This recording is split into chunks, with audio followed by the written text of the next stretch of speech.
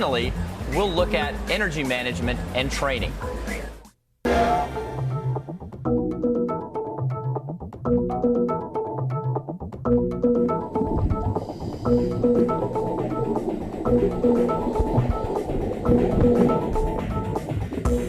Notice that Michael's torso rides high on the surface of the water. His head is carried in a neutral position with a flat neck. The breath is taken with minimal lift of the chin or tilt of the head.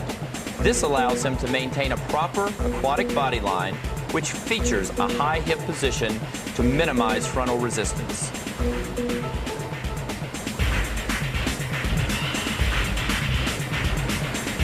Michael's back and torso remain mostly horizontal through all phases of the arm stroke.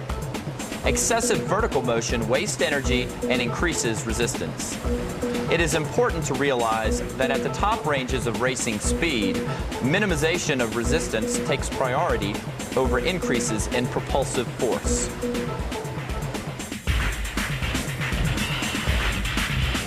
Michael's arms move forward with elbows nearly straight and low over the water. He uses the action of the recovery to create forward momentum. Note the careful, soft entry of his hands into the water. They carry little air underwater, and they enter without upsetting the oncoming flow of water, which is created as the body is propelled forward. Michael transitions into the outsweep with minimal loss of velocity and quickly employs a high elbow catch position. His hands accelerate under his torso and sweep out just below his hips. Of special importance is the manner in which Michael releases the water prior to full extension of the elbows. By releasing the water at this point, Michael's hands can cleanly exit the water and get into the above water phase with little loss of velocity.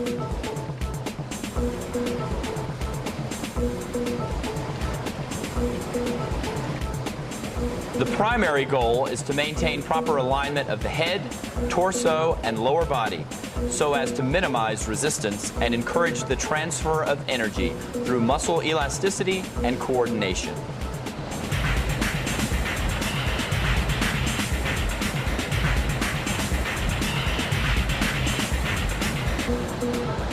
Notice that Michael's powerful kick remains in the shadow of his body and doesn't reach so far below his body line as to create resistance.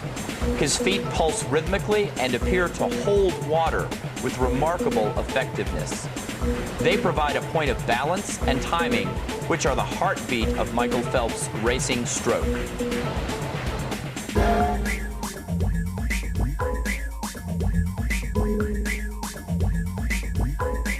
Rhythm and timing are key ingredients in proper butterfly swimming.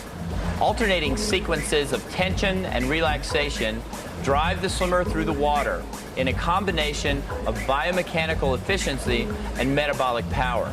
If the timing of the breath, the arm stroke, and the body dolphin are correct, the swimmer will have maximum forward motion with minimum resistance. Let's take a look at Michael Phelps' butterfly and pay special attention to his rhythm and timing. The first thing that most people notice about Michael's butterfly is that he breathes every stroke except for the first strokes off the dive and after each turn. We feel that breathing rhythm is crucial in determining stroke efficiency, and Michael's every stroke breathing pattern is successful for several reasons. First, even though Michael takes his breath low to the water with minimal chin lift, his head does rise slightly while taking each breath. This small adjustment gives him more leverage to keep his extremely long torso in a proper posture. When he takes a non-breathing stroke, his hips tend to sink, and he has to climb even higher on the next breathing stroke. Secondly, his rhythmic breathing allows for steady airflow and makes each stroke cycle identical, allowing for a more efficient action and less wasted motion. Michael takes his breath at the end of the arm stroke just before the hands exit the water. I like for Michael to remember that the head leads the hands. The head emerges for the breath before the hands exit the water, and the head submerges prior to the hand entry after the overwater phase.